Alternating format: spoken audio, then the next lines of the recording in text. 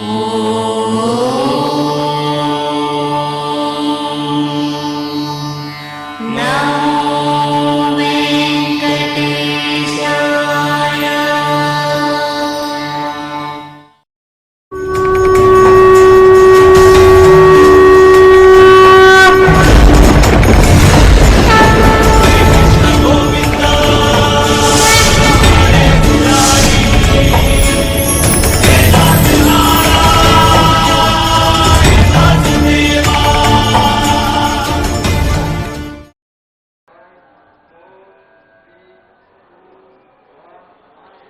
నమో వెంకటేశాయ.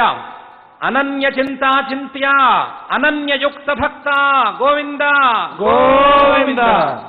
యోగయుక్త భావన యోగక్షేమ వాహన గోవింద గోవింద. శ్రవణముపగతోహం నాన్యగామి భవేయం సతతమననశీలః త్వత్ప్రసాదాద్ భవేయం. తవ పద సముపాసా నిత్యయుక్తో భవేయం అహరహరభియుక్తః క్షేమయోగౌ వహత్వం. ఓ పరమాత్మ, నీ గురించి నేను ఉపనిషద్ వాక్యాల ద్వారాను నీ యొక్క వాక్యాల ద్వారాను విని ఉన్నాను. నేను నీ యందు పూర్తిగా భక్తిభావంతో ఉండి ఇతర వస్తువుల మీద నా యొక్క మనస్సును పోనివ్వకుండా చూసుకునేందుకు ప్రయత్నం చేసుకుంటాను. నిన్నే నిరంతరం మననం చేసుకునేందుకు కూడా నేను ప్రయత్నం చేసుకుంటూ ఉంటాను. దానికి నీవు అనుగ్రహించవలసింది. నిరంతరము నీ పాదముల మీద నా యొక్క మనస్సులను నిలిపి నా యొక్క ఉపాసనా కార్యక్రమాన్ని కూడా నేను నిర్వహించుకుంటాను. నిత్యము అదే విధమైనటువంటి ప్రయత్నాన్ని నేను చేసుకుంటాను. ఆ ప్రయత్నాన్ని నీవు అంగీకరించి నా యొక్క యోగక్షేమాలన్నిటినీ కూడా నీవే అనుగ్రహించవలసింది అని అఖిలాండకోటి బ్రహ్మాండ నాయకుడు దేవదేవుడు శ్రీ వెంకటేశ్వర స్వామి వారిని భక్తిగా ప్రార్థించుకుంటూ వారి నుండి యోగక్షేమౌ వహామ్యహం అనే వాక్యాన్ని ఎదురు చూస్తూ శ్రీకృష్ణ పరమాత్మ అనుగ్రహించినటువంటి శ్రీమద్ భగవద్గీతా గ్రంథం యొక్క అధ్యయన కార్యక్రమాన్ని ఈ శుభ సాయంకాల వేళ మనం ప్రారంభించుకుందాం. ప్రారంభంలో ఆచార్యుల వారితో కలిసి ప్రార్థనా శ్లోకాలను సంకల్పవాక్యాలను చదువుకుని ఈ కార్యక్రమానికి మంగళాచరణం చేసుకుందాం. ఓం నమో వెంకటేశాయ. శ్రీ గురు ప్రార్థనా. గురుర్బ్రహ్మా గురుర్విష్ణుః గురుర్దేవో మహేశ్వరః గురుః సాక్షాత్ పరం బ్రహ్మ తస్మై శ్రీ గురవే నమః. శ్రీనివాస ప్రార్థనా. దామోదరాయ తే నిత్యం నీలమేఘనిభాయ చ బ్రహ్మాదిదేవ దుర్దర్శ విశ్వరూపాయ తే నమః. అథ సంకల్పః శ్రీమద్ ఆదివరాహ క్షేత్రే విరాజమానస్య అఖిలాండకోటి బ్రహ్మాండ నాయకస్య శ్రీ పద్మావతీ జానేః భగవతః శ్రీ వెంకటేశ్వర స్వామినః దివ్య సన్నిధౌ భగవతః శ్రీకృష్ణ పరమాత్మనః అనుగ్రహేణ అస్మాకం సర్వేషాం శారీరస్య మానసస్య చ బలస్య సిద్ధ్యర్థం సమస్తానాం అసాధ్యవ్యాధీనాం నివారణార్థం సర్వయజ్ఞ ఫలప్రాప్త్యర్థం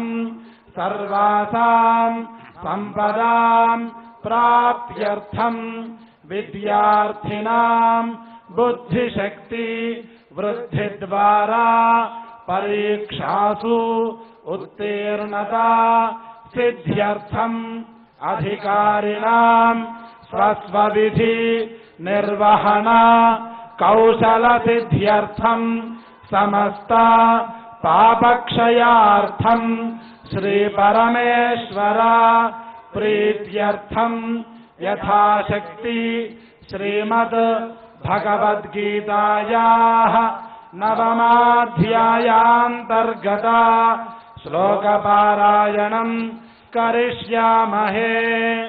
श्रीगीता प्रार्थना सर्वोपनिषदो गावो दोग्धा गोपालनन्दनः पार्थो वत्सः सुधीर्भोक्ता दुग्धम् गीतामृतम् महत् श्रीकृष्ण प्रार्थना कृष्णाय कृष्णरूपाय भक्तपापादिकर्षिणे स्वात्मतत्त्वोपदेशस्य प्रदात्रे ते नमो नमः।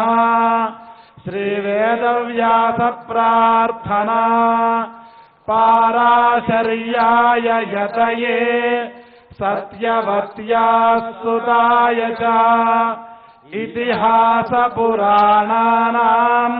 कर्त्रे व्यासाय ते नमः।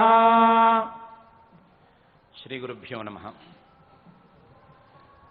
పరమాత్మ నవమాధ్యాయంలో తన రాజవిద్యోపదేశంలో మనకు చాలా ప్రధానమైనటువంటి పరమాత్మ స్వరూపంలో ప్రధానమైనటువంటి వ్యాపకత్వం అనే అంశాన్ని విడమర్చి చెప్తున్నాడు.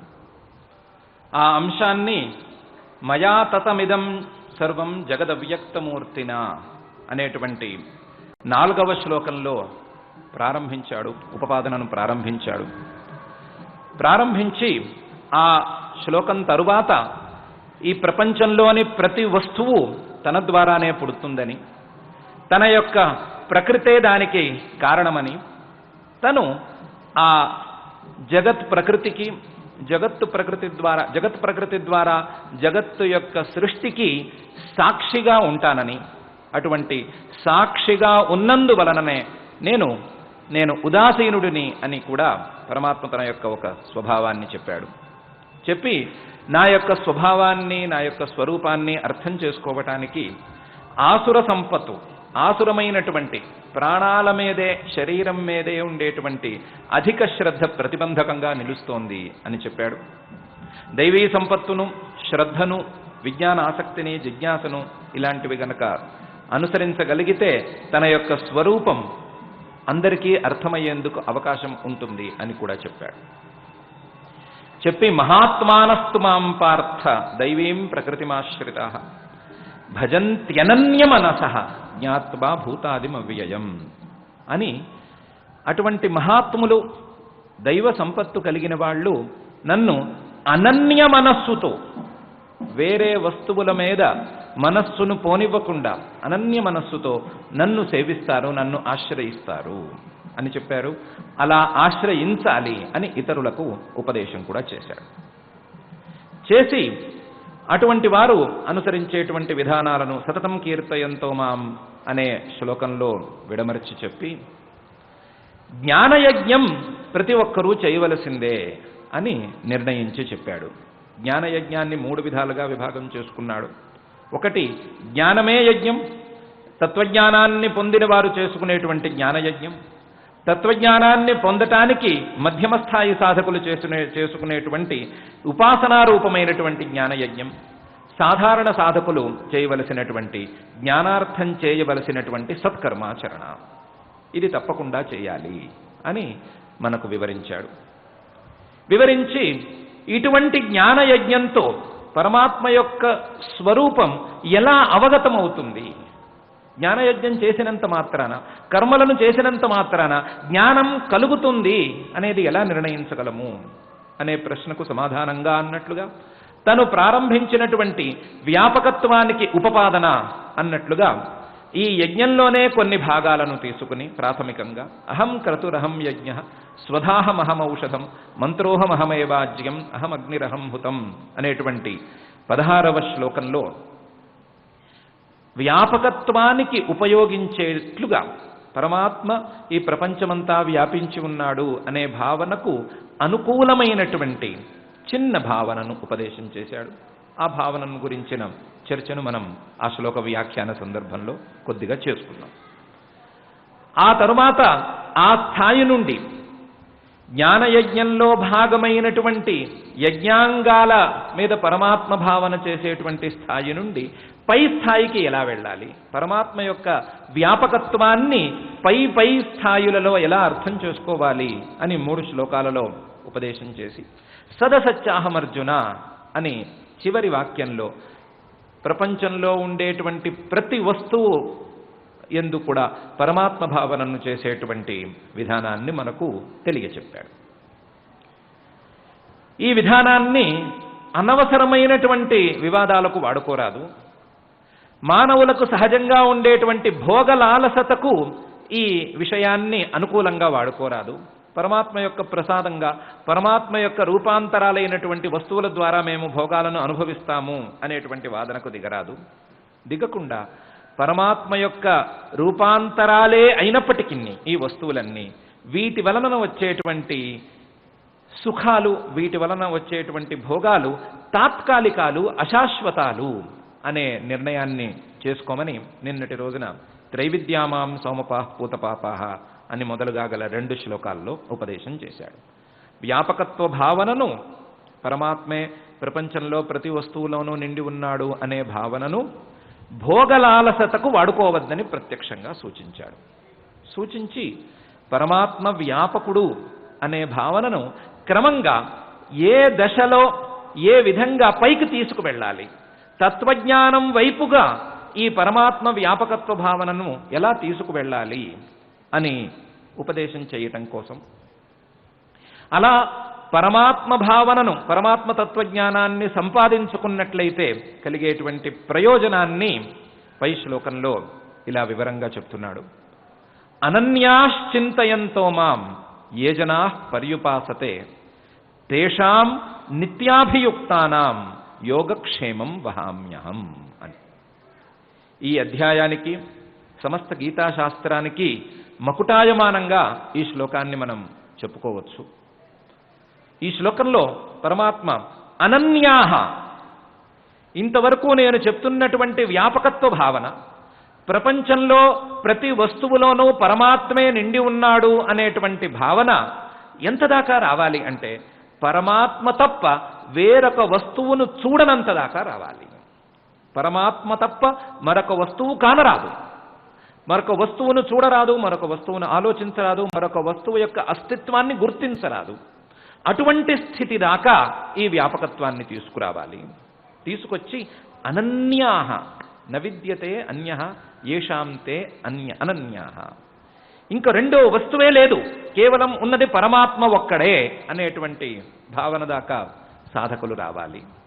అలా వచ్చినట్లయితే అనన్యాహ చింతయంతో మాం, నిరంతరం నన్నే చింతన చేస్తూ, నన్నే భావిస్తూ, మనసులో నన్ను తప్ప ఇతరులకు ప్రవేశాన్ని ఇవ్వకుండా, నాకు తప్ప ఇతరులకు ప్రవేశాన్ని ఇవ్వకుండా, అనన్యాహ చింతయంతో మాం ఏ జనాః ఎవరైతే పర్యుపాసతే, పరితః మొత్తం ప్రపంచమంతా కూడా నన్నే ఉపాసిస్తూ ఉంటారో, క్రమక్రమంగా ప్రపంచాన్ని పక్కకు పెట్టి ప్రపంచాన్ని గుర్తించకుండా, ప్రపంచంలోని వస్తువులను, వ్యక్తులను, ప్రాణులను గుర్తించకుండా కేవలం నన్ను మాత్రమే మనసులో ఉంచుకుంటారో, ఏ జనాః పర్యుపాసతే, ఆ గుర్తుంచుకోవటం కూడా నిరంతరం చేస్తూ ఉండగలుగుతారో, నిరంతరం ఆ గుర్తుంచుకోవటాన్ని క్రమంగా చేసుకోగలుగుతారో, పర్యుపాసతే తేషాం, అటువంటి వారి యొక్క, తేషాం ఎలాంటి వారు వీరు,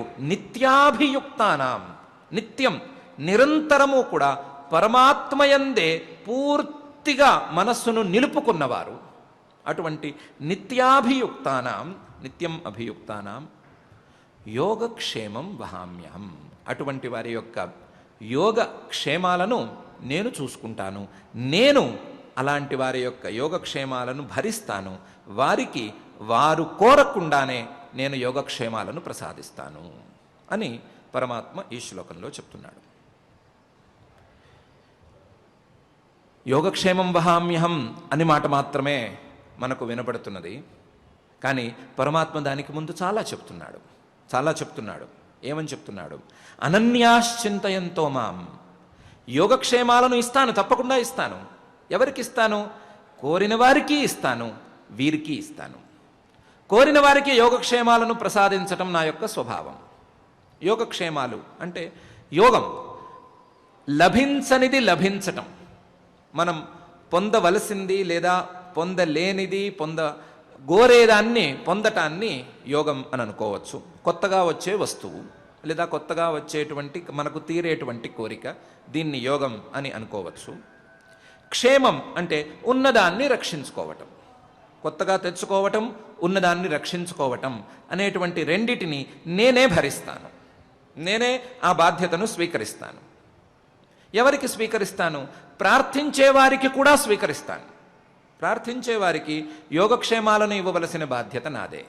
కానీ యోగక్షేమాలు కావాలి అని ప్రార్థించినట్లయితే వారికి సద్బుద్ధిని కలిగించి వారి చేత సత్కర్మాచరణం మరొకటో చేయించి దానికి ఫలితంగా యోగక్షేమాలను నేను ఇస్తాను.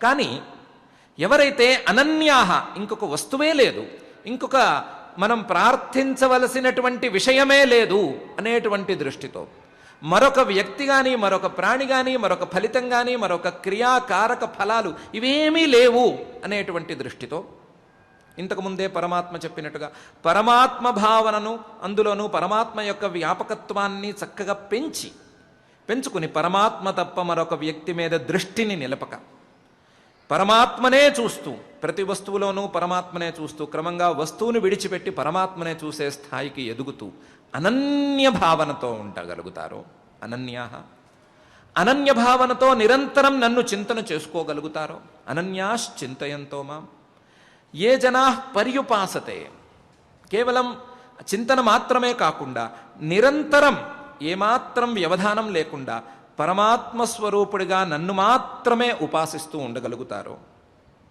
నిరంతరం ఉపాసన అనే ప్రక్రియను చేపట్టగలుగుతారో. ఉపాసన అంటే ఎంత స్థాయిలో ఉపాసన అంటే, కొత్తగా పెళ్ళైనటువంటి భార్యకి కొంచెం దూరంలో ఎడబాటులో ఉండేటువంటి భర్త మీద ఉండేటువంటి భావన, ఆ భర్తకు తనకు ప్రియమైనటువంటి భార్య మీద ఉండేటువంటి భావనతో నిరంతరం అదే చింతనతో ఎవరైతే ఉండగలుగుతారో వారు కూడా పరస్పరం ఎక్కువసేపు పరస్పర చింతనను చేయలేరు. చేసే సమయం వరకు కొంత వారు నిజాయితీగా చేసుకోగలుగుతారు. అలా నిరంతరం నా యందు ఎవరైతే ఉపాసనా బుద్ధితో ఉండగలుగుతారో, ఏ జనా పర్యుపాసతే తేషాం, అటువంటి నిత్యాభియుక్తానాం, నిత్యము పరమాత్మ మీదే అభియుక్తి, అంటే పరమాత్మ తప్ప మరొక వ్యక్తి లేదు అనే భావనతో, పరమాత్మ తప్ప మరొక వస్తువు లేదు అనే భావనతో పరమాత్మతోనే మనసును కలుపుకున్న వారికి, పరమాత్మ యందే మనసును లగ్నం చేసుకున్న వారికి, పరమాత్మలోనే మనస్సును లీనం చేసుకున్న వారికి యోగక్షేమం వహామ్యహం, యోగక్షేమాలను నేను చూసుకుంటాను.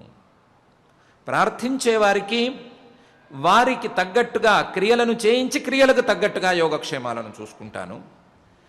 యోగక్షేమాలను ప్రార్థించకుండా నన్ను మాత్రమే మనసులో నిలుపుకున్న వారికి ఏం చేయాలో నేను చేస్తాను. యోగక్షేమాలను ప్రార్థించకుండా మనిషి ఉండగలడా? కనీసం తన శరీర స్థితినైనా చూసుకోవలసిందే కదా. శరీర స్థితిని కూడా చూసుకోకుండా మనిషి ఉండగలడా అంటే తప్పకుండా ఉండగలడు. అటువంటి స్థితిని గనక సాధకుడు పొందగలిగితే నేను ఆ సాధకుడి యొక్క శరీర స్థితికి కూడా నేను బాధ్యత వహిస్తాను. శరీర స్థితిని, శరీర పోషణను, శరీర రక్షణను, శరీరానికి కావలసినటువంటి సకల సదుపాయాలను నేను అమరుస్తాను. ఇంతేకాకుండా ఆ సాధకుడికి రావలసిన ప్రతి ప్రయోజనాన్ని నేను బాధ్యత తీసుకుని అందిస్తాను అని పరమాత్మ ఈ శ్లోకంలో స్పష్టంగా పేర్కొంటున్నాడు. ఈ శ్లోకంలో పరమాత్మ చాలా జాగ్రత్తగానే మనకు హామీ ఇస్తున్నాడు. హామీ ఇంత స్పష్టంగా ఇస్తున్నాడు, నేను మీ బాధ్యత తీసుకుంటాను, కానీ మీరు నన్ను తప్ప ఇంకొకరిని చింతించరాదు, పరమాత్మను తప్ప మరొక వస్తువును చింతించరాదు. అటువంటి స్థితిని గనక పొందగలిగితే, అటువంటి స్థితిని పొందటానికి కావలసిన సాధన సంపత్తిని మీరు సమకూర్చుకోగలిగినట్లయితే నేను తప్పకుండా ఈ బాధ్యతను స్వీకరిస్తాను. అటువంటి స్థితి రావాలి అంటే ఏం చేయాలి అంటే, ఇంతకుముందు మనం అనుకున్నట్లుగా శ్రవణ మనన నిధిధ్యాసనాలను చేసుకోవాలి. పరమాత్మ ఉపదేశం చేసినట్లుగా పరమాత్మ యొక్క వ్యాపకత్వ భావనను మనసులో నిలుపుకుని ఆ వ్యాపకత్వ భావన యొక్క పైమెట్టైనటువంటి పరమాత్మ ఒక్కడే తత్వం అనేటువంటి మానసిక స్థితికి సాధకులు చేరాలి. చేరినప్పుడు పరమాత్మ ఇలా తను ఉండగలను అని మనందరికీ హామీ ఇస్తున్నాడు. ఈ హామీని నెరవేర్చిన సంఘటనలు ఏమైనా ఉన్నాయా అని మనకు ఒక సందేహం కలగవచ్చు. లేదా ఈ రకంగా అనన్య చింతనతో ఎవరైనా ఉండి వారి యొక్క శరీర రక్షణను కూడా లెక్క చేయకుండా కేవలం పరమాత్మ భావనతోనే ఉండి వారు పరమాత్మ భావననే చేస్తూ ఉండగా పరమాత్మ వారి యొక్క యోగక్షేమాలను చూసుకున్నటువంటి సందర్భాలు ఏమైనా ఉన్నాయా అని ప్రశ్న మనలో ఉదయించవచ్చు.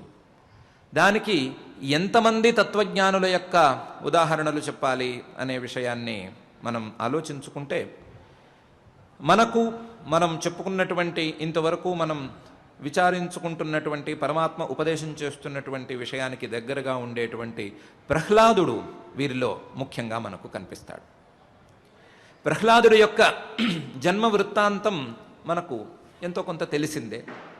ప్రహ్లాదుడు హిరణ్యకశిపుడు లీలావతి అనేటువంటి రాక్షస దంపతుల యొక్క కుమారుడు. అందులోనూ హిరణ్యకశిపుడు ఒకానొక సందర్భంలో తపస్సుకు వెళ్ళబోతూ ఉండగా రక్షణార్థం తన భార్యను నారది మహర్షి దగ్గర ఉంచవలసి వచ్చింది. చాలా విస్తారమైనటువంటి సందర్భం అది. ఆ సందర్భంలో లీలావతి గర్భవతి అయి ఉంది. ఆ గర్భవతి అయి ఉన్నటువంటి లీలావతికి గర్భంలో ఉండే శిశువుని దృష్టిలో పెట్టుకుని నారద మహర్షి గారు, నారదుడు అంటేనే జ్ఞానాన్ని ప్రసాదించేవాడు అని అర్థం, జ్ఞానాన్ని ప్రసాదించేటువంటి నారద మహర్షి గారు ఉపదేశం చేశారు. ఏం ఉపదేశం చేశారు అనేది కూడా మనందరికీ తెలిసిన విషయమే. ఉపదేశం చేశారు. గర్భస్థుడైనటువంటి ఆ శిశువు గర్భంలో ఉండే ఈ ఉపదేశాన్ని చక్కగా గ్రహించాడు. గ్రహించి బయటికి వచ్చాడు. తల్లి గర్భం నుండి బయటికి వచ్చాడు. ఈ లోపల హిరణ్యకశిపుడు కూడా తన తపస్సును పూర్తి చేసుకుని వచ్చాడు. వచ్చిన తర్వాత పిల్లవాడిని చూసి సంతోషపడ్డాడు. పిల్లవాడు నారద మహర్షి సంరక్షణలో చక్కగా ఉన్నాడు అని కూడా సంతోషపడ్డాడు. సంతోషపడి పిల్లవాడిని రాజ్యానికి తీసుకువెళ్ళాడు. తీసుకువెళ్ళి తన గురుపుత్రులైనటువంటి చండామార్కుల దగ్గర ఆ పిల్లవాడిని విద్యాభ్యాస నిమిత్తం ఉంచాడు. విద్యాభ్యాస నిమిత్తం ఉంచిన పిల్లవాడు హరిభక్తి పరాయణుడై ఉన్నాడు అనే విషయం ఈయనకి వినిపించింది. హరిభక్తి అనే పదం కానీ హరి అనే పదం కానీ వింటేనే హిరణ్యకశిపుడు అప్పటికే చాలా కోపంగా ఉంటున్నాడు. హిరణ్యకశిపుడు తపస్సు చేయటానికి వెళ్ళటానికి కానీ లేదా మరొక రకంగా ప్రవర్తించటానికి కానీ హరిద్వేషమే ప్రధానంగా కారణం. మహావిష్ణువు మీద ఉండేటువంటి ద్వేషం కొద్దీ తన తమ్ముడైనటువంటి హిరణ్యాక్షుణ్ణి మహావిష్ణువు సంహరించాడు, తన సోదరుడైనటువంటి హిరణ్యాక్షుణ్ణి మహావిష్ణువు సంహరించాడు అనే కోపంతోనే హిరణ్యకశిపువు వ్యవహారమంతా చూసుకుంటూ వస్తున్నాడు. ఇటువంటి స్థితిలో తన కడుపును పుట్టినటువంటి ఈ బాలకుడు హరిభక్తి పరాయణుడిగా ఉండటం అనేది హిరణ్యకశిపుడికి నచ్చలేదు. నచ్చక ఏం చెయ్యాలి అని ఆలోచిస్తూ ఉన్నాడు. ఆలోచిస్తూ ఉంటే చండామర్కులు, మేము ఈ బాధ్యత తీసుకుంటాము, జాగ్రత్తగా ఈ పిల్లవాడు దారి తప్పకుండా, వారి భాషలో దారి తప్పకుండా మేము చూసుకుంటాము అని ఒకసారి హామీ ఇచ్చారు. హామీ ఇచ్చి పిల్లవాడికి కొన్ని ఉపదేశాలను చేశారు. చేసినా సరే పిల్లవాడు తన హరిభక్తిని ఏమాత్రం తగ్గించుకోలేదు. తగ్గించుకోకపోగా తండ్రి ముందే తన హరిభక్తిని ఏమాత్రం భయం లేకుండా నిష్కపటంగా ప్రదర్శించాడు. ప్రదర్శిస్తే తండ్రి గారికి సహజంగానే కొంత కోపం వచ్చింది. మందలించి చూశాడు, తిట్టి చూశాడు. తిట్టి చూసి ఎంత చెప్పినా సరే పిల్లవాడు మారటం లేదు అని పిల్లవాడిని సంహరించవలసిందిగా ఆజ్ఞాపించాడు. పిల్లవాడిని సంహరించటానికి రాక్షసులు చేయరాని ప్రయత్నం లేదు. ఎన్నో ప్రయత్నాలు చేశారు. ఆయుధాలను ప్రయోగించారు, జంతువులను ప్రయోగించారు, సర్పాలను ప్రయోగించారు, అగ్నిలో పడవేశారు, పర్వతం నుంచి కింద పడవేశారు, సముద్రంలో బండరాయి కట్టి పడవేశారు. ఏం చేసినా సరే పిల్లవాడు మరణించటం లేదు అనేది విషయమే కాదు, చెక్కు చెదరకుండా బయటకు వస్తున్నాడు. పిల్లవాడిలో ఏమాత్రం కళ కూడా తగ్గటం లేదు. వీరు అపకారం చేయాలని తలపెట్టిన ప్రతి పని తరువాత పిల్లవాడి యొక్క తేజస్సు పెరుగుతోంది. మళ్ళీ కేసు హిరణ్యకశిపుడి దగ్గరకు వచ్చింది.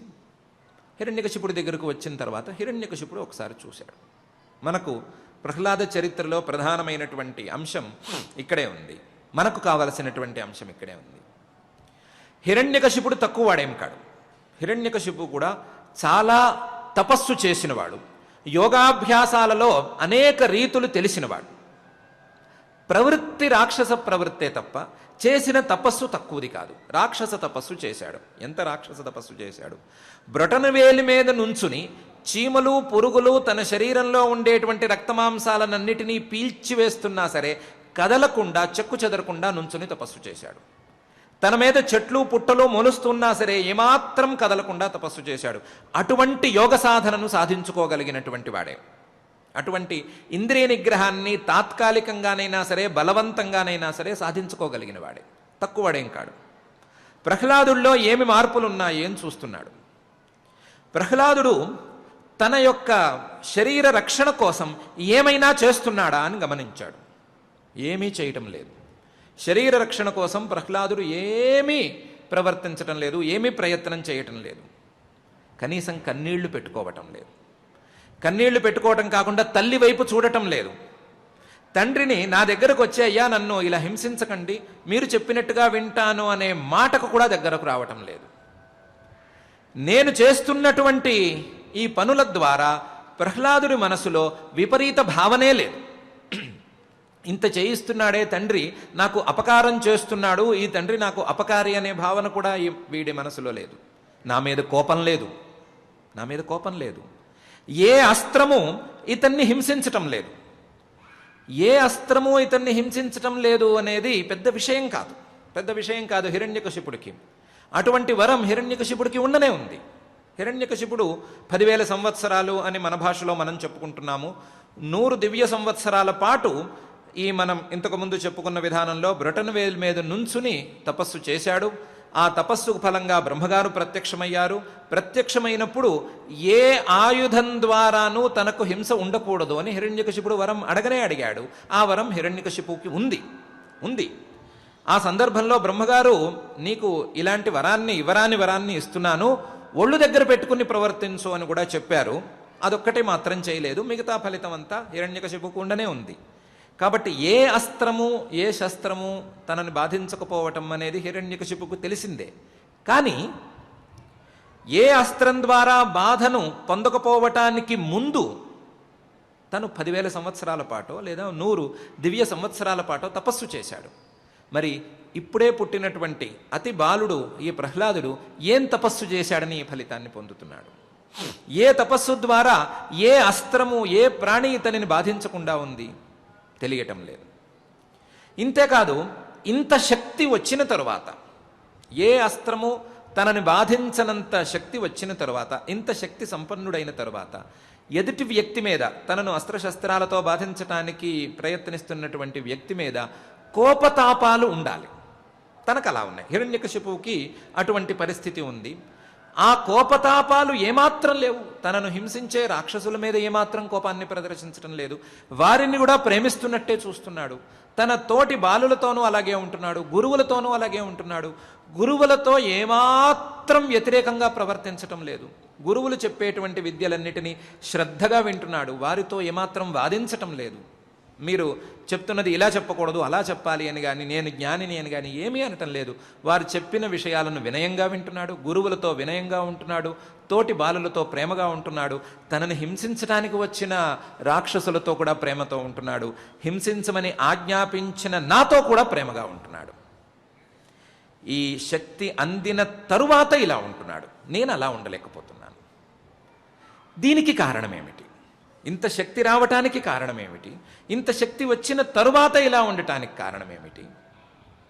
ఇంతేకాకుండా ఏ ప్రార్థన చేయకుండా, ఎవరినీ ప్రార్థించకుండా, ఏమీ బాధపడకుండా ఇంత రక్షణను ఈ వ్యక్తి ఎక్కడి నుంచి పొందగలుగుతున్నాడు? ఈ ప్రశ్న హిరణ్యకశిపుడికి వచ్చింది.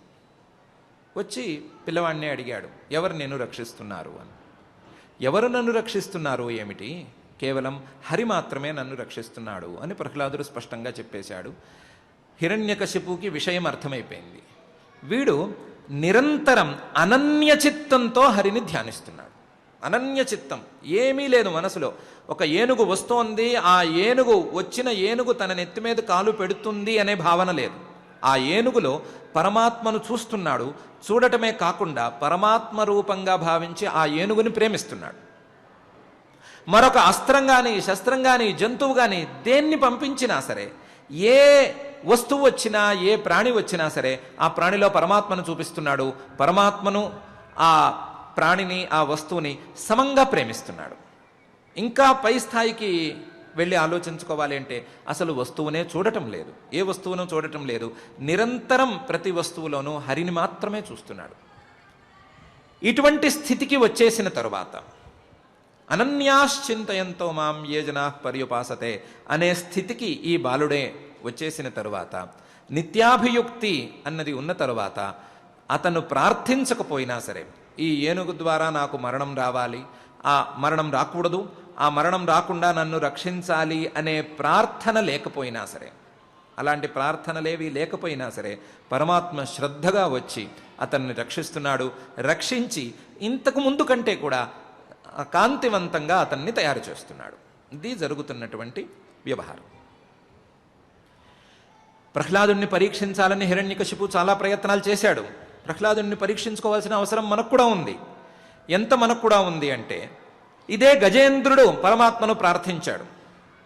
గజేంద్రుడు పరమాత్మను ప్రార్థించగా ప్రార్థించగా ప్రార్థించగా చాలాసేపటి తర్వాత పరమాత్మ పైనుంచి దిగి వచ్చి ఏదో సంహారం చేసినట్టుగా చూపించి మొత్తం మీద గజేంద్రుడిని రక్షించాడు. గజేంద్రుడు మొసలి నోట్లో కాలు పెట్టంగానే, లేదా మొసలి వచ్చి గజేంద్రుడు కాలు పట్టుకోగానే పరమాత్మ రాలేదు. మధ్యలో వ్యవధానం తీసుకున్నాడు, కొంచెం సేపు సమయం తీసుకున్నాడు. ఎందుకు తీసుకున్నాడు అంటే, పరమాత్మ భాషలో చెప్పాలంటే, చతుర్విధా భజంతే మాం జనా సుకృతినోర్జున ఆర్తో జిజ్ఞాసురర్థార్థి జ్ఞానీచ భరత ఋషభ. ఆర్తుడు అతను, గజేంద్రుడు ఆర్తుడైనందువలన ఆర్తితో పరమాత్మను పిలిచేంత వరకు పరమాత్మ ఎదురు చూశాడు. ఆ ఆర్తి భక్తి రూపంగా వెళ్ళి భక్తి జ్ఞానంలోకి పరిణమించే సమయంలో పరమాత్మ దిగి వచ్చాడు. జిజ్ఞాసువు గురించి అలాగే అర్థార్థి గురించి పెద్దగా చెప్పుకోవాల్సిన అవసరం లేదు. జ్ఞాని గురించి మాత్రం ప్రత్యేకించి చెప్పుకోవాలి. జ్ఞాని గురించి మాత్రం పరమాత్మ ఏమంటున్నాడు, తేషాం జ్ఞాని నిత్యయుక్త ఏకభక్తిర్విశిష్యతే ప్రియో హి జ్ఞానినోత్యర్థం అహం సచ మమ ప్రియ. జ్ఞాని, తత్వజ్ఞానం ఉన్నవాడు మాత్రం నాకు ప్రియుడు, అతనికి నేను ప్రియుణ్ణి. ఏకభక్తిర్విశిష్యతే, అంతేకాదు ఆ జ్ఞాని నిత్యయుక్త అని కూడా పరమాత్మ అంటున్నాడు. జ్ఞానం తెచ్చుకున్నటువంటి ఇటువంటి జ్ఞాని, అనన్య చిత్తతతో ఉండేటువంటి ఈ జ్ఞాని నిత్యయుక్తంగా ఉంటాడు. నిత్యయుక్తంగా ఉండటం వలన ఏకభక్తి విశిష్యతే. ఎంత విశేషం అంటే నాకు చాలా ప్రియుడు అన్నంత విశేషం. అతనికి నేను ప్రియుడవటం దానికి కారణం. పరమాత్మే ఈ జ్ఞానికి ప్రియుడుగా ఉండటం అనేది దానికి కారణమైతే, పరమాత్మకు ఆ జ్ఞాని ప్రియుడిగా ఉండటం అనేది దాని ఫలితం. ఇలా ప్రియంగా ఉన్నాడు కాబట్టే, పరమాత్మ చెప్పిన విధానంలోనే నిత్యయుక్తుడుగా ఉన్నాడు కాబట్టే ప్రహ్లాదుణ్ణి నిరంతరం పరమాత్మ కాపుకాశాడు. నిరంతరం కాపుకాశాడు. ప్రహ్లాదుడు వేడుకోలేదు, పరమాత్మ ఆలస్యం చేయలేదు. కాసేపు కష్టాన్ని అనుభవించనిచ్చి, కష్టం కాసేపు అనుభవించనిచ్చి ఆ కష్టంలోంచి ఆ కష్ట నివారణలోకి పరమాత్మ తీసుకురాలేదు. ప్రహ్లాదుణ్ణి అలా చేయలేదు. ఎందుకంటే ప్రహ్లాదుడికి కష్టమే కలగలేదు.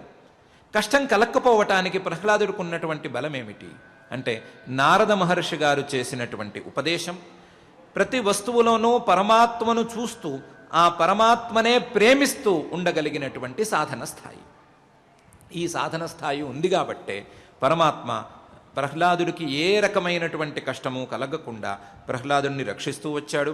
హిరణ్యకశిపు వేసిన ప్రశ్నలకు ప్రహ్లాదుడు ఎదురు నిలిచి ప్రేమగా, ఏమాత్రం తండ్రి మీద ద్వేషం లేకుండా, రాగద్వేషాలకు ప్రస్తావన లేకుండా సమాధానం చెప్పే స్థాయిలో కూడా ఈ సాధకుడిని నిలబెట్టాడు. ఇందుగలడందు లేదని సందేహము వలదు చక్రి సర్వోపగతండు ఎందెందు వెదకిన అందందే కలడు దానవాగ్రణి అనే పద్యం ఈ ప్రహ్లాదుడి ద్వారా చెప్పించాడు. చెప్పించి తను చెప్పినటువంటి, ప్రహ్లాదుడు చెప్పినటువంటి విషయాన్ని సమర్థించుకోవటం కోసం, ప్రహ్లాదుడు చెప్పిన విషయాన్ని నిజం చేయటం కోసం తనే ఒక రూపాన్ని కూడా ధరించి హిరణ్యకశిపుడు ముందు దిగాడు. ఆ తర్వాత జరిగినటువంటి ప్రస్తావన మనకు పెద్దగా అక్కర్లేదు. ప్రహ్లాదుడిలో ఉండేటువంటి ఉపాసన ఏంటి, లేదా ప్రహ్లాదుడు ఏ రకమైనటువంటి భావనతో, ఏ రకమైనటువంటి అభిప్రాయంతో పరమాత్మను ఉపాసించాడు, ఏ రకమైనటువంటి అభిప్రాయంతో ఉన్న ప్రహ్లాదుణ్ణి పరమాత్మ యోగక్షేమాలను తీసుకుని అనుగ్రహించాడు, యోగక్షేమాల బాధ్యతను తీసుకుని అనుగ్రహించాడు అని అంటే ప్రహ్లాదుడుకున్నది ఒకటే ఒకటి, అనన్య చిత్తత. పరమాత్మ తప్ప మరొక వస్తువు లేదు అనేటువంటి భావన, ఆ భావనతో పరమాత్మ మీద స్థిరమైనటువంటి ప్రేమ, అత్యున్నతమైనటువంటి నిష్కారణమైనటువంటి నిష్కపటమైనటువంటి ప్రేమ, ఆ ప్రేమతో నిరంతరం పరమాత్మను చింతన చేసేటువంటి సాధన, ఆ పరమాత్మను నిరంతరం చింతన చేస్తూ పరమాత్మనే ఉపాసిస్తూ పరమాత్మలోనే మనస్సును లీనం చేసుకునేటువంటి సాధన స్థాయి, వీటి వలన ప్రహ్లాదుడు ఈ రకమైన రక్షణను పొందగలిగాడు. పరమాత్మ అతని యోగక్షేమాల పట్ల అంత బాధ్యత తప్పకుండా వహించాడు. ఈ రకమైనటువంటి సాధనా స్థాయినే గనక అందుకోగలిగితే, ఈ రకమైనటువంటి అనన్య చిత్తతను, అనన్య పరమాత్మ తప్ప వేరొక వస్తువు లేదు, నీవే తప్ప నితఃపరంబు నెరుంగా అని అంటారు కదా మనవారు. ఆ నీవే తప్ప నితఃపరంబు నెరుంగా అనే స్థాయికి గనక సాధకుడు వచ్చినట్లయితే పరమాత్మ తప్పకుండా అటువంటి సాధకుడికి యోగక్షేమ వహనం చేయటంలో ఏమాత్రం సంకోచించడు అనే విషయం మనకు ఈ శ్లోకం ద్వారా స్పష్టంగా తెలుస్తూ ఉంది. అందువలనే పరమాత్మ అనన్యాశ్చింతయంతో మాం ఏ జనా పర్యుపాసతే తేషాం నిత్యాభియుక్తానాం యోగక్షేమం వహామ్యహం అని చాలా స్పష్టంగా ఉపదేశం చేస్తున్నాడు. ఈ ఉపదేశాన్ని పరమాత్మ ఇక్కడే కాకుండా ఛాందోగ్యోపనిషత్తులో కూడా చేశాడు. అసలు ఈ ఉపదేశపు యొక్క భావనను పరమాత్మ ఛాందోగ్యోపనిషత్తు నుంచి తీసుకువచ్చాడు. ఛాందోగ్యోపనిషత్తులో 7వ అధ్యాయంలో భూమ విద్యలో పరమాత్మ గురించిన ప్రస్తావన చేసేటువంటి సందర్భంలో యత్ర నాణ్యత్ పశ్యతి నాణ్యత్ శృణోతి నాణ్యద్ విజానాతి స భూమా అథ యత్ర అన్యత్ పశ్యతి అన్యత్ శృణోతి అన్యద్ విజానాతి తదల్పం అని ఒక వాక్యాన్ని ఉపదేశం చేశారు. ఈ వాక్యాన్ని సనత్ కుమారుల వారు నారద మహర్షికి ఉపదేశం చేయటం అనేది ఒక విశేషం. ఏ సందర్భంలోనైతే ఏ వస్తువు మిగలదు, మనం ఇంతకు ముందే అనుకున్నట్లుగా క్రియాకారక ఫలాలేవీ మిగలకుండా కేవలం ఒకే ఒక స్వరూపం నిలిచి ఉంటుందో, ఆ ఒకే ఒక స్వరూపం, మిగిలేటువంటి ఒకే ఒక స్వరూపం పరమాత్మ యొక్క స్వరూపం. ఆ స్వరూపం కాక వేరే ఇంకొక వస్తువు యొక్క ప్రసక్తి వచ్చినట్లయితే అథ యత్ర అన్యత్ పశ్యతి అన్యత్ శృణోతి అన్యద్ విజానాతి, అది అల్పం, అది పరిమితమైనటువంటి వస్తువు. పరిమితమైనటువంటి వస్తువులు మిగతా వస్తువులన్నీ, పరిమితమైన వస్తువులు కాక అపరిమితంగా వ్యాపకంగా ఉండేటువంటి వాడు పరమాత్మ.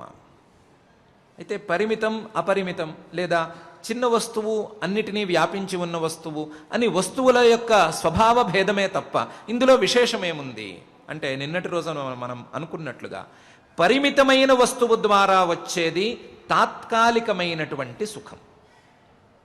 అథ యదల్పం తన్మర్త్యం యో వై భూమా తత్ సుఖం. అపరిమితమైనటువంటి వ్యాపకమైనటువంటి వస్తువు ద్వారా, పరమాత్మ వస్తువు ద్వారా వచ్చేది శాశ్వతమైనటువంటి సుఖం. అటువంటి శాశ్వతమైనటువంటి సుఖం కావాలి అంటే ఆ పరమాత్మను అనన్య చిత్తతతో తప్పకుండా ఉపాసించాలి అని సూచన అక్కడ చేశారు. చేసి సవా ఏష ఏవం పశ్యన్ ఏవం మన్మానః ఏవం విజానన్ ఆత్మక్రీడ ఆత్మరతి ఆత్మమిథున ఆత్మానంద సహ స్వరాడ్భవతి అని కూడా అక్కడ ఉపదేశం చేశారు.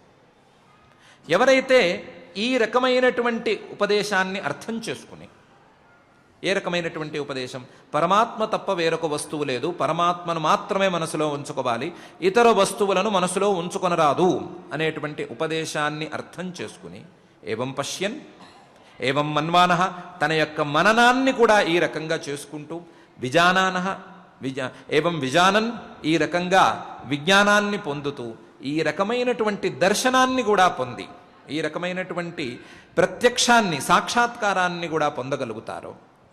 ఆ పొందగలిగినప్పుడు బాహ్యమైన వస్తువుల ద్వారా ఏ రకమైనటువంటి ప్రయోజనాన్ని ఆశించకుండా, ఏ రకమైనటువంటి ప్రయోజనాన్ని పొందకుండా ఆత్మక్రీడ, ఆత్మరతి, ఆత్మమిథున, ఆత్మానంద, కేవలం తన యొక్క పరమాత్మ స్వరూపంతోనే ఆనందాన్ని పొందుతూ ఉంటారో, పరమాత్మ స్వరూపం మీదే ప్రీతిని కలిగి ఉంటారో అటువంటి వ్యక్తి స్వరాట్ భవతి. స్వరాట్ భవతి, స్వయమేవ రాజా భవతి. మామూలు రాజు కాదు, స్వరాట్ అంటే ఈ ప్రపంచం మొత్తానికి చక్రవర్తి అయినంత ప్రయోజనాన్ని అతను పొందగలుగుతాడు. ఈ ప్రపంచం మొత్తానికి చక్రవర్తి ఇంతవరకు మనం చెప్పుకున్నటువంటి విషయాల్లో పరమాత్మే కదా. అటువంటి పరమాత్మ స్వరూపంలో లీనమైపోతాడు, పరమాత్మలో భాగంగా మళ్ళీ తిరిగి వెళతాడు. సహ స్వరాట్ భవతి తస్య సర్వేషు లోకేషు కామచారో భవతి అని ఛాందోగ్యోపనిషత్తు వాక్యం చెప్తున్నది. ఛాందోగ్యోపనిషత్తులో చెప్పినటువంటి భూమ విద్యకు పరమాత్మ చెప్తున్నటువంటి నవమాధ్యాయానికి చాలా దగ్గర సంబంధం మనకు స్పష్టంగా కనిపిస్తోంది. ఆ దగ్గర సంబంధాన్ని దృష్టిలో ఉంచుకుని మనం ఛాందోగ్యోపనిషత్తులో ఉండేటువంటి వాక్యం, ఈ వాక్యం సమానమైనటువంటి అర్థాన్ని బోధిస్తున్నాయి అని మనం అనుకుంటున్నాము. అయితే ఈ ఏకత్వ భావన అనేది ఛాందోగ్యోపనిషత్తులో మాత్రమే కాకుండా చాలా ఉపనిషత్తులలో స్పష్టంగా కనిపిస్తూ ఉంది. ఈశావాస్యోపనిషత్తులో తత్ర కో మోహ కశోక ఏకత్వం అనుపశ్యత అనే వాక్యంలో సంక్షిప్తంగా పరమాత్మను మాత్రమే చూడగలిగిన వాళ్ళకి శోకానికి, మోహానికి అవకాశమేది. శోకమోహాలు ఉండాలి అంటే, శోకం అనేది కానీ లేదా మోహం అనేది కానీ ఉండాలి అంటే రెండవ వస్తువును మనం చూడాలి కదా, వేరే వస్తువుని మనం చూడాలి కదా. వేరే వస్తువును చూడకుండా కేవలం పరమాత్మ స్వరూపాన్ని మాత్రమే చూడగలిగినటువంటి సాధకుడికి శోకం ఎక్కడి నుంచి పుట్టుకొస్తుంది, మోహం ఎక్కడి నుంచి కలుగుతుంది? కాబట్టి శోకమోహాలకు ప్రసక్తే లేదు కదా అని ఈశావాస్యోపనిషద్ వాక్యం మనకు చెప్తోంది. యత్రత్వస్య సర్వం ఆత్మైవాభూత్ తత్ కేనకం పశ్యేత్ కేనకం విజానీయాత్ అనేటువంటి బృహదారణ్యకంలోని మైత్రేయీ బ్రాహ్మణ వాక్యం కూడా ఇదే విషయాన్ని బోధిస్తోంది. ఇంకా అనేక ఉపనిషద్వాక్యాలలో ఉండేటువంటి రహస్యాలు ఇదే విషయాన్ని మనకు బోధిస్తున్నాయి. పరమాత్మ స్వరూపం ఒక్కటే, ఆ పరమాత్మ స్వరూపం ఒక్కదాని మీదే ప్రీతిని కలిగి ఉండాలి. ఆ ప్రీతిని కలిగి ఉండి ఆ ప్రీతిని నిలబెట్టుకుని ఆ పరమాత్మ స్వరూపాన్నే నిరంతరం గనక చింతన చేయగలిగితే, నిరంతరం భావన చేయగలిగితే ఏ రకమైనటువంటి కష్టానికి ఆస్కారం ఉండదు. తాత్కాలికమైనటువంటి కష్టాలకు కానీ దుఃఖాలకు కానీ ఆస్కారం ఉండదు. శాశ్వతమైన, పరిపూర్ణమైన, అఖండమైన, అపరిచ్ఛిన్నమైనటువంటి ఆనందం తప్పకుండా లభిస్తుంది అని మనకు ఉపనిషద్వాక్యాలు చెప్తున్నాయి. ఆ ఉపనిషద్వాక్యాలు చెప్తున్నటువంటి విషయాలను పరమాత్మ ఇక్కడ చాలా చిన్న వాక్యంలో అనువాదం చేసి తేషాం నిత్యాభియుక్తానాం యోగక్షేమం వహామ్యహం హామీ ఇస్తున్నట్లుగా మనకు ఉపదేశం చూపించి అనన్యాశ్చింతయంతో మాం ఏ జనా పర్యుపాసతే అనే విషయాన్ని ప్రధానంగా మన ముందు ఉంచుతున్నాడు. అనన్యచిత్తతతో పరమాత్మను ఉపాసించాలి, అనన్యచిత్తతతో పరమాత్మను మనసులో నిరంతరం ఉంచుకోవాలి. దాన్ని ఏ క్షణాన విడిచిపెట్టకూడదు.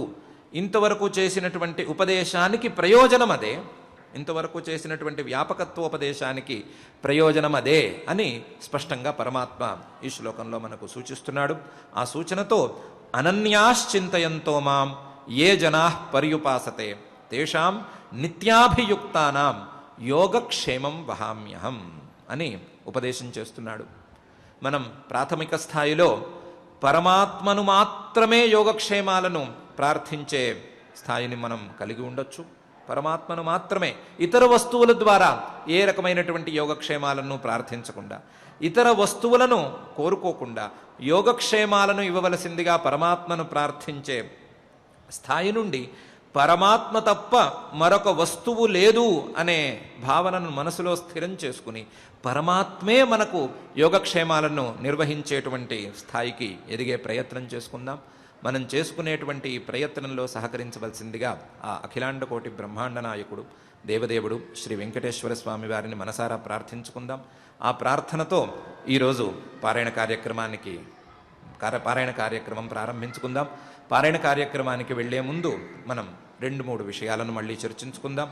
ప్రతిరోజు తిరుమల తిరుపతి దేవస్థానం వారు శ్రీవారి సన్నిధిలో వసంత మండపంలో జరుగుతున్నటువంటి షోడశ దిన సుందరకాండ పారాయణ దీక్షలో మనమందరం పాల్గొందాం. మనమందరం పాల్గొని రేపు పొద్దున 8:30 నుండి ప్రారంభమయ్యి తిరుమల తిరుపతి దేవస్థానం వారి శ్రీ వెంకటేశ్వర వేద విజ్ఞాన పీఠం ఆచార్యులు ధర్మగిరి వేద పాఠశాల అధ్యాపకులు నిర్వహించేటువంటి ఆ పారాయణ కార్యక్రమంలో మనం కూడా భాగస్వాములమవుదాం. మనం కూడా ఆ శ్లోకాలను పలుకుదాం కుదిరితే, లేకపోతే ఆ శ్లోకాలను శ్రవణం చేసుకుందాం. రేపటికి 7వ రోజుకి పారాయణ ప్రవేశిస్తుంది. అటువంటి పారాయణలో మనం భాగస్వాములమవుదాం. అంతేకాకుండా తిరుమల తిరుపతి దేవస్థానం వారు చాలా రోజులుగా నిర్వహిస్తున్నటువంటి ఎస్విబిసి ఛానల్ ద్వారా ప్రసారం చేయిస్తున్నటువంటి విరాట పర్వ ప్రవచన కార్యక్రమం నిన్నటితో ముగిసింది. ఆ విరాట పర్వం తరువాత ఏమాత్రం వ్యవధానం లేకుండా ఈరోజు మహాభారతంలోని ఆది పర్వ ప్రవచనాన్ని ఈ వెంకటేశ్వర భక్తి ఛానల్ మాధ్యమం ద్వారా రాత్రి 8 గంటలకు ప్రారంభించబోతున్నారు. ఆ కార్యక్రమాన్ని కూడా ప్రారంభ కార్యక్రమంతో పాటుగా తర్వాత కార్యక్రమాలను కూడా మనం వీక్షిద్దాం. ఆ వీక్షణకు ముందు ఆచార్యుల వారితో కలిసి 9వ అధ్యాయాన్ని శ్రద్ధగా పారాయణం చేసుకుందాం. అథ శ్రీమద్భగవద్గీతాసు ఉపనిషత్సు బ్రహ్మ విద్యాయాం యోగశాస్త్రే శ్రీకృష్ణార్జున సంవాదే రాజవిద్యా రాజగుహ్య యోగో నామ 9మోऽధ్యాయః. శ్రీభగవానువాచ ఇదం తు తే గుహ్యతమం ప్రవక్ష్యామ్యనసూయవే జ్ఞానం విజ్ఞానసహితం యజ్ఞాత్వా మోక్ష్యసే శుభాత్. రాజవిద్యా రాజగుహ్యం పవిత్రమిదముత్తమం ప్రత్యక్షావగమం ధర్మ్యం సుసుఖం కర్తుమవ్యయం. అశ్రద్ధధానాః పురుషాః ధర్మస్యాస్య పరంతప అప్రాప్య మాం నివర్తంతే మృత్యు సంసారవర్త్మని. మయా తతమిదం సర్వం జగదవ్యక్తమూర్తినా మత్స్థాని సర్వభూతాని న చాహం తేష్వస్థితః న చ మత్స్థాని భూతాని పశ్య మే యోగమైశ్వరం. భూతభృన్న చ భూతస్థో మమాత్మా భూతభావనః. యథాకాశస్థితో నిత్యం వాయుః సర్వత్ర గో మహాన్ తథా సర్వాణి భూతాని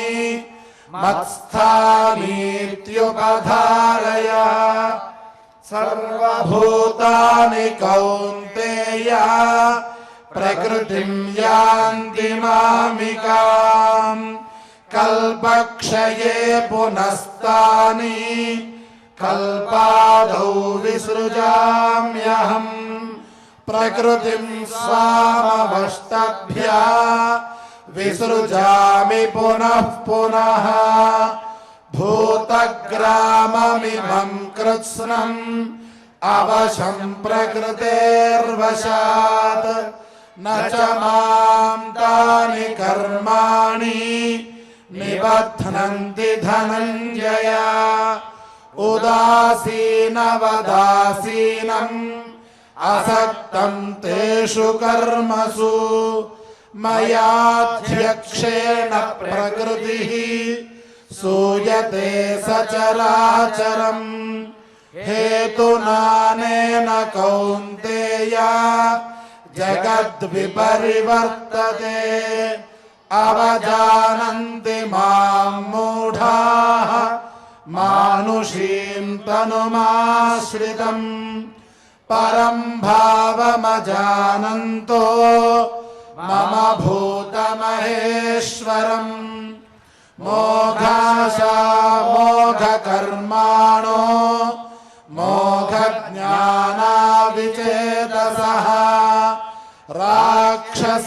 రాక్షసీమాసురీం చైవ प्रकृतिं मोहिनीं श्रिताः महात्मानस्तु मां पार्थ दैवीं प्रकृतिमाश्रिताः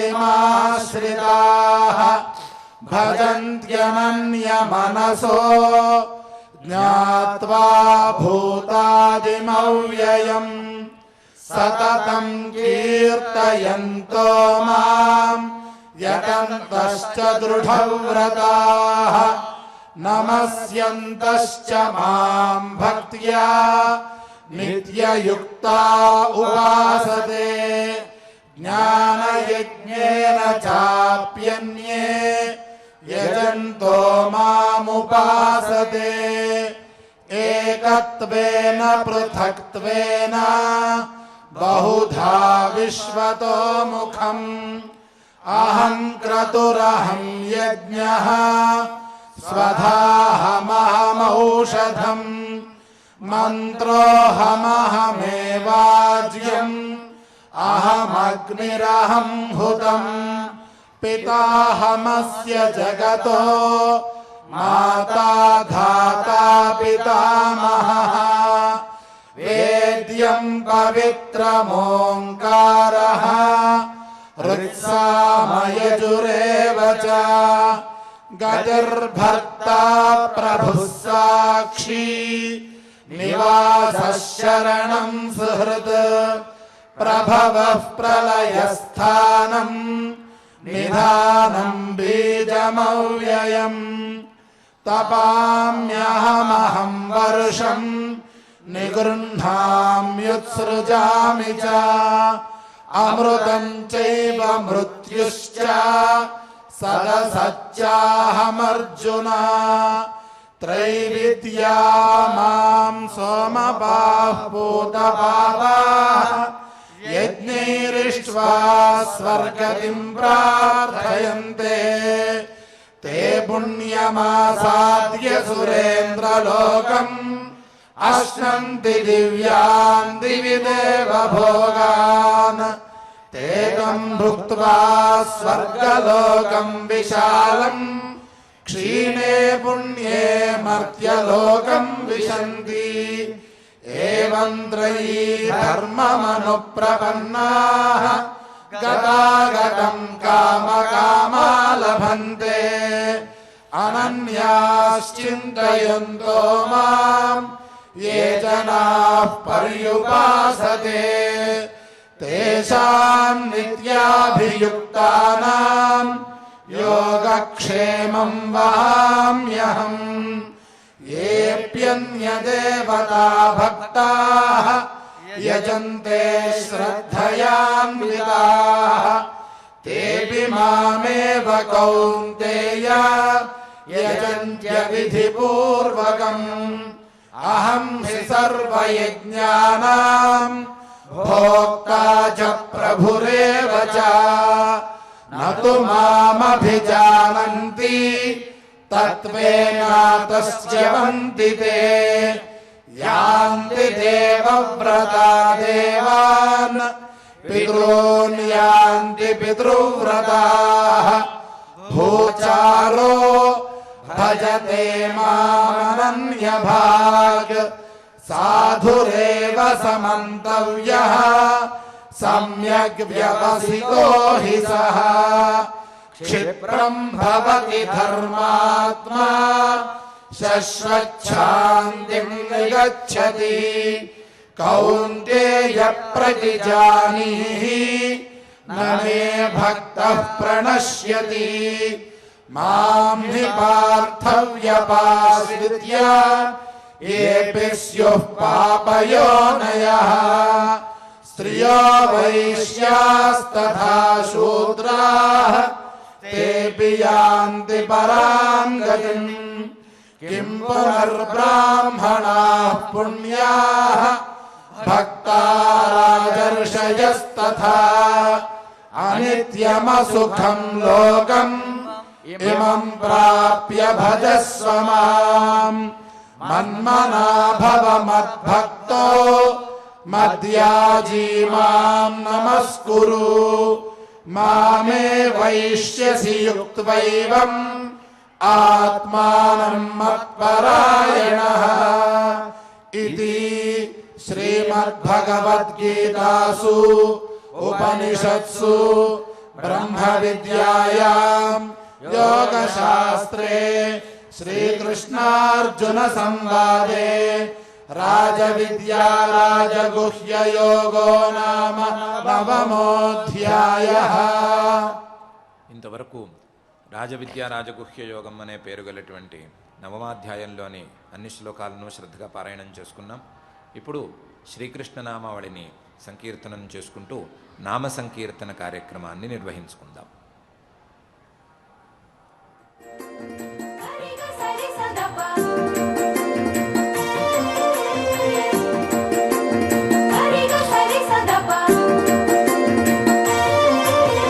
कृष्णं वन्दे जगद्गुरुं श्रीकृष्णं वन्दे जगद्गुरुं कृष्णं वन्दे जगद्गुरुं श्रीकृष्णं वन्दे जगद्गुरुं कृष्णं वन्दे जगद्गुरुं श्रीकृष्णं वन्दे जगद्गुरुं कृष्णं वन्दे जगद्गुरुं श्रीकृष्णं वन्दे जगद्गुरुं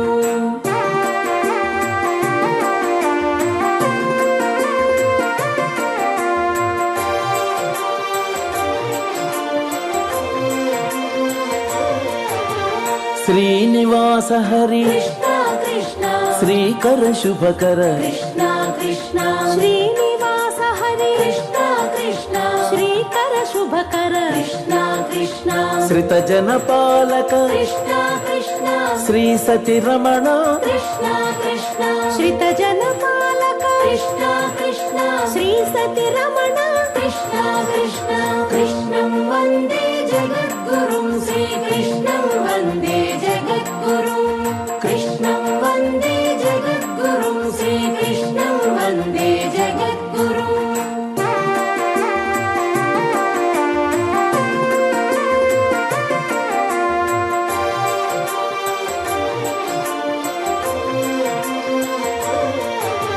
सामज गमन कृष्णा कृष्णा सामज वरद कृष्णा कृष्णा सामज गमन कृष्णा कृष्णा सामज वरद कृष्णा कृष्णा साधु जनावन कृष्णा कृष्णा सारसलोचन कृष्णा कृष्णा साधु जनावन कृष्णा कृष्णा सारसलोचन कृष्णा कृष्णा कृष्णं वन्दे जगद्गुरुं श्रीकृष्णं वन्दे जगद्गुरुं कृष्णं वन्दे जगद्गुरुं श्रीकृष्णं वन्दे जगद्गुरुं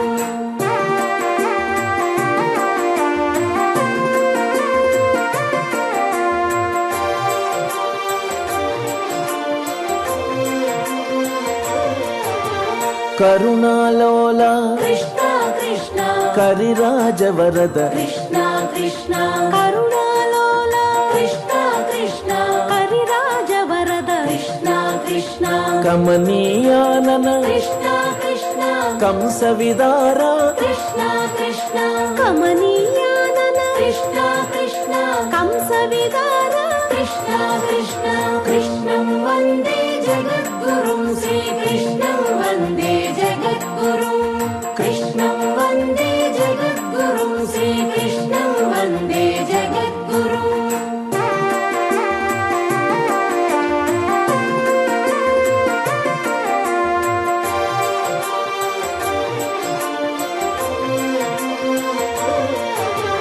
पुराण पुरुष कृष्णा कृष्णा पुण्य विहार कृष्णा कृष्णा पुराण पुरुष कृष्णा कृष्णा पुण्य विहार कृष्णा कृष्णा पूतनादिहर कृष्णा कृष्णा पुण्डरीकाक्ष कृष्णा कृष्णा पूतनादिहर कृष्णा कृष्णा पुण्डरीकाक्ष कृष्णा कृष्णा कृष्णं वन्दे जगद्गुरुं श्रीकृष्णं वन्दे जगद्गुरुं कृष्णं वन्दे जगद्गुरुं श्रीकृष्णं वन्दे जगद्गुरुं